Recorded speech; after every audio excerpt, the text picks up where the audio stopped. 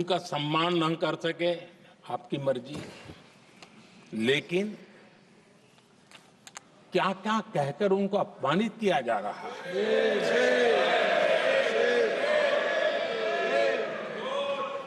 मैं राजनीति हताशा निराशा समझ सकता हूं, लेकिन एक राष्ट्रपति के खिलाफ क्या कारण है? क्या कारण है?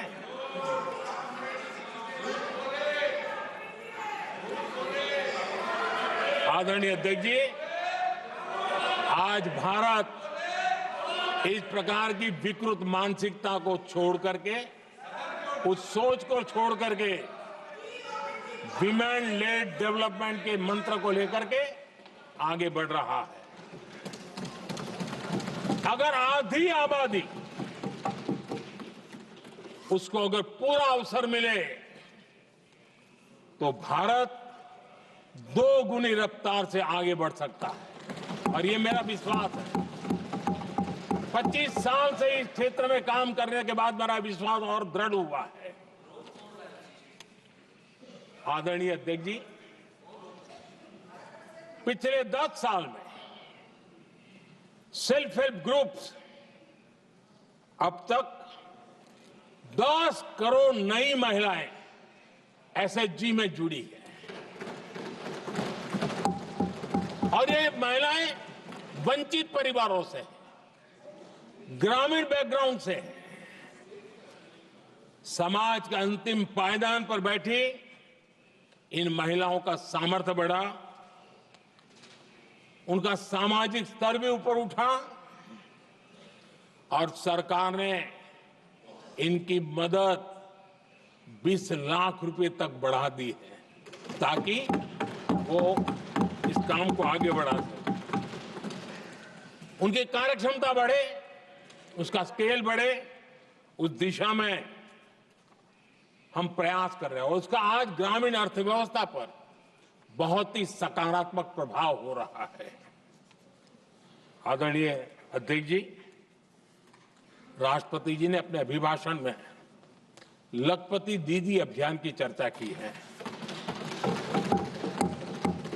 हमारी नई सरकार तीसरी बार बनने के बाद अब तक जो जानकारियां रजिस्टर हुई है, उस हिसाब से 50 लाख से ज्यादा लखपति दीदी की जानकारी हम तक पहुंची है।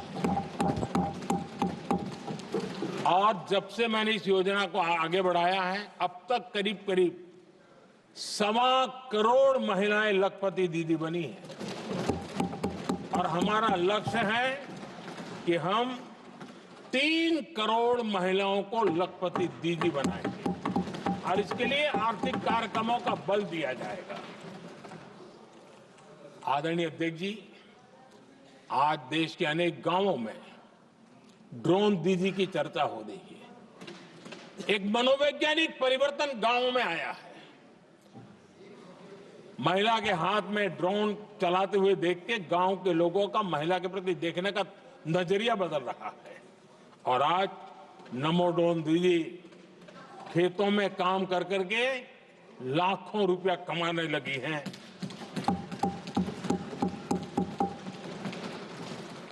मुद्रा योजना भी नारी शक्ति के लिए, उसके सशक्तिकरण की बहुत बड़ी भूमिका अदा कर रहा है। करोड़ों महिलाएं पहली बार मुद्रा योजना लेकर के उद्योग के अंदर अपने कदम रखे हैं और उद्योगपति की भूमिका में आई है। आदरणीय अध्यक्ष जी, 4 करोड़ परिवारों को जो घर दिए, उसमें से करीब करीब 75% मकान ऐसे हैं जिसके मालिकाना हक महिलाओं को मिला है। आदरणीय अध्यक्ष जी, ये बदलाव 21वीं सदी के सशक्त भारत की नींव रख रहा है। आदरणीय अध्यक्ष जी, विकसित भारत का लक्ष्य ग्रामीण अर्थव्यवस्था,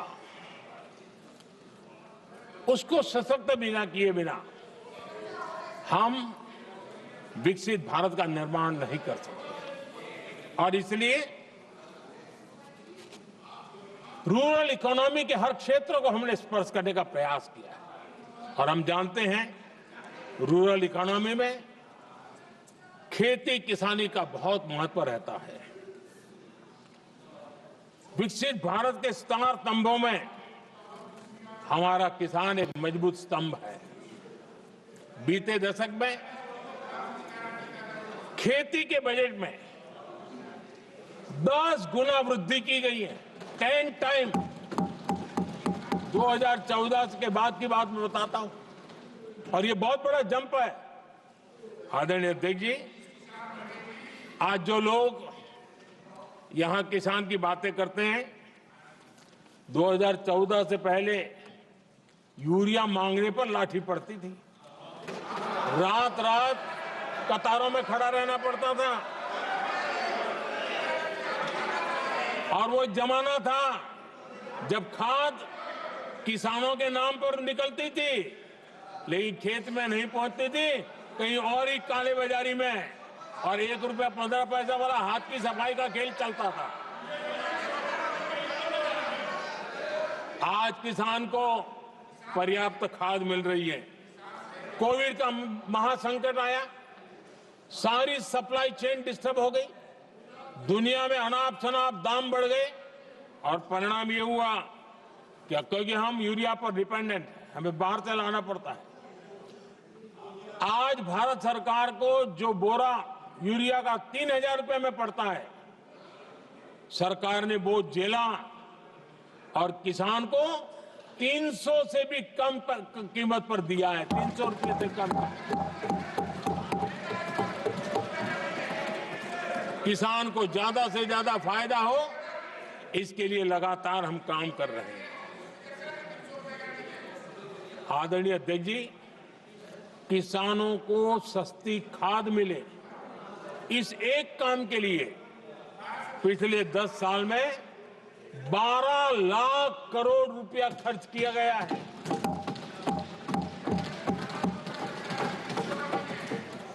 पीएम किसान सम्मान निधि, उसे करीब 3.5 लाख करोड़ रुपए डायरेक्ट किसान के खाते में पहुंचे हैं।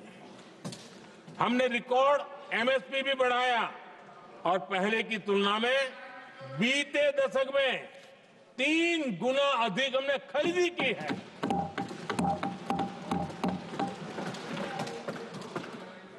किसान को ऋण मिले, आसान ऋण मिले, सस्ता ऋण मिले, उसमें भी 3 गुना वृद्धि की गई है।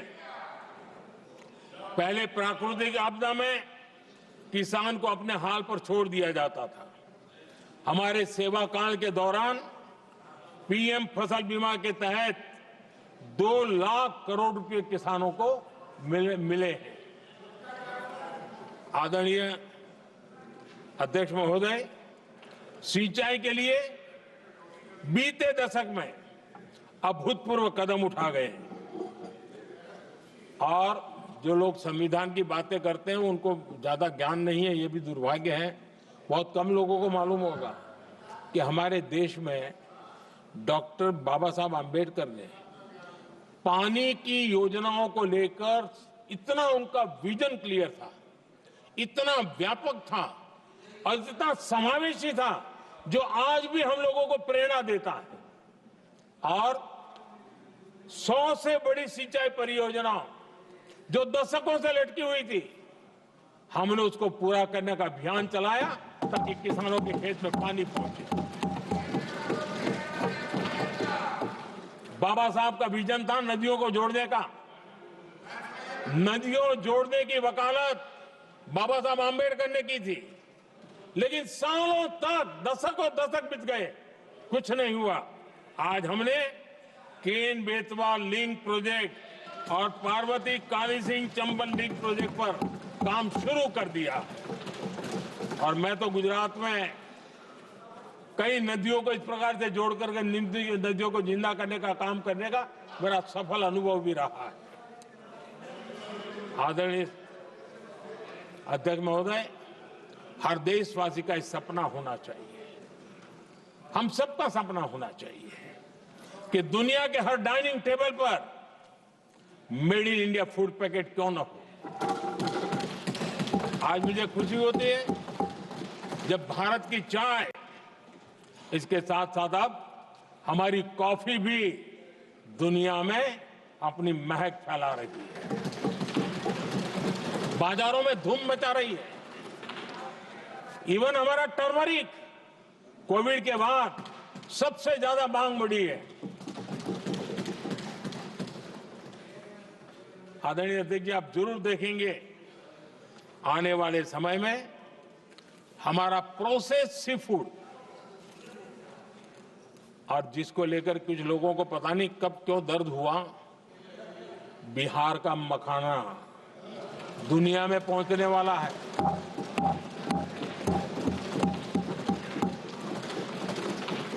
हमारा मोटा अनाज यानी श्री अन्न, ये भी दुनिया के बाजारों में भारत की शान बढ़ाएगा। आदरणीय अध्यक्ष महोदय, विकसित भारत के लिए फ्यूचर रेडी शहर वो भी बहुत जरूरी है।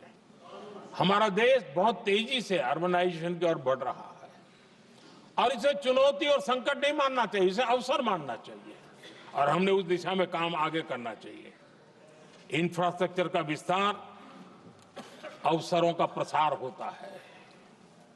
जहां कनेक्टिविटी बढ़ती है वहां संभावनाएं भी बढ़ती हैं। दिल्ली यूपी को जोड़ने वाली पहली नमो रेल, उसका लोकार्पण था और मुझे भी उसमें यात्रा करने का अवसर मिला। ऐसी कनेक्टिविटी, ऐसा इंफ्रास्ट्रक्चर भारत के सभी प्रमुख शहरों को पहुंचे, ये हमारी आने वाले दिनों की जरूरत है और हमारी दिशा है। आदरणीय अध्यक्ष जी, 10 साल में दिल्ली का नेटवर्क डबल हुआ और आज टियर 2, टियर 3 सिटी में भी मेट्रो नेटवर्क पहुंच रहा है। आज हम सभी गर्व कर सकते हैं, आज भारत का मेट्रो नेटवर्क 1000 किलोमीटर पार कर गया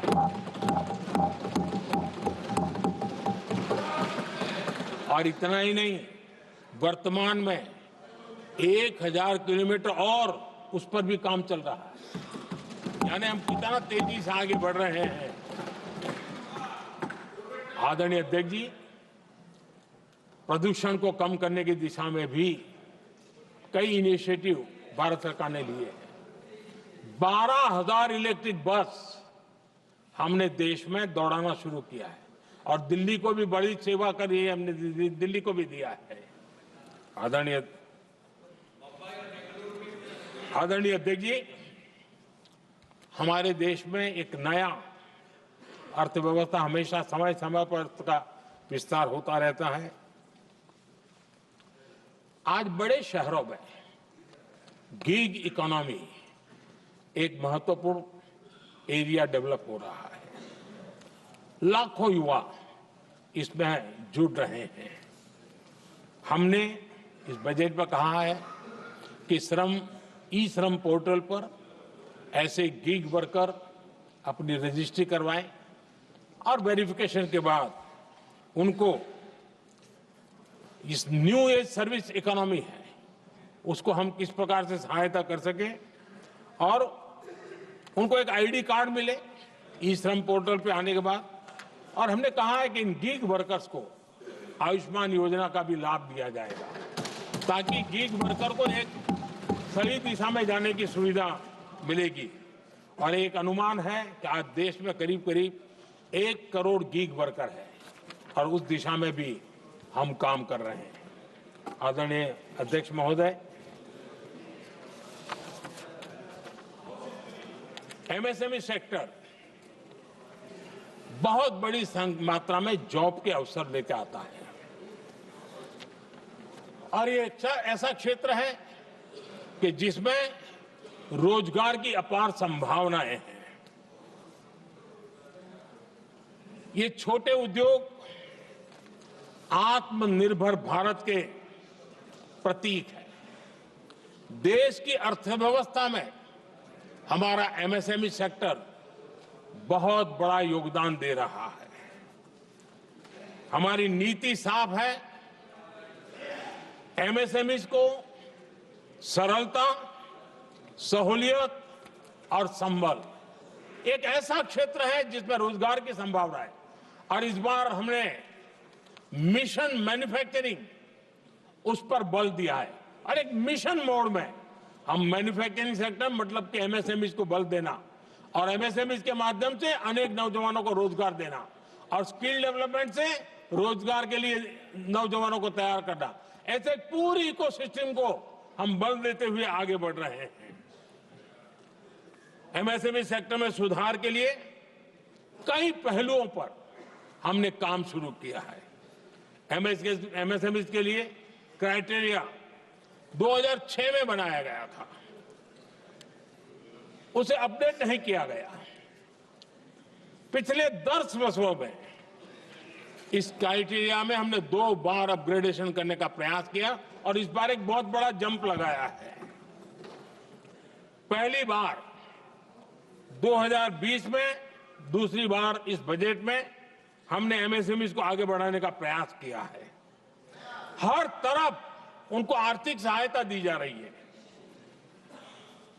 एमएसएमई के सामने चुनौती फॉर्मल फाइनेंशियल रिसोर्सेज की कमी की रही है। कोविड के संकट के काल में एमएसएमई को एक विशेष बल दिया गया। हमने खिलौना उद्योग उसको एक विशेष बल दिया।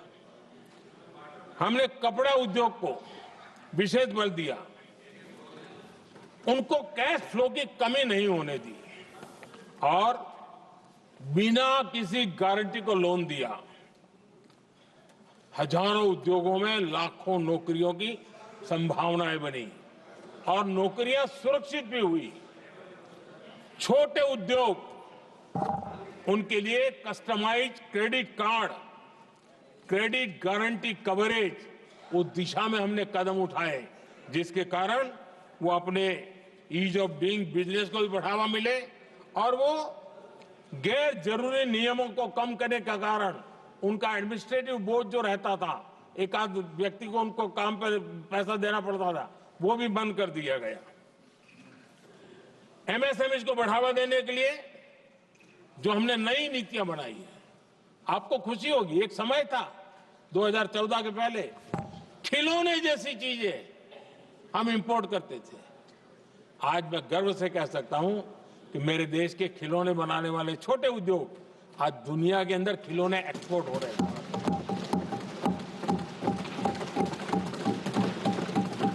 और आयात में बहुत बड़ी गिरावट आई है।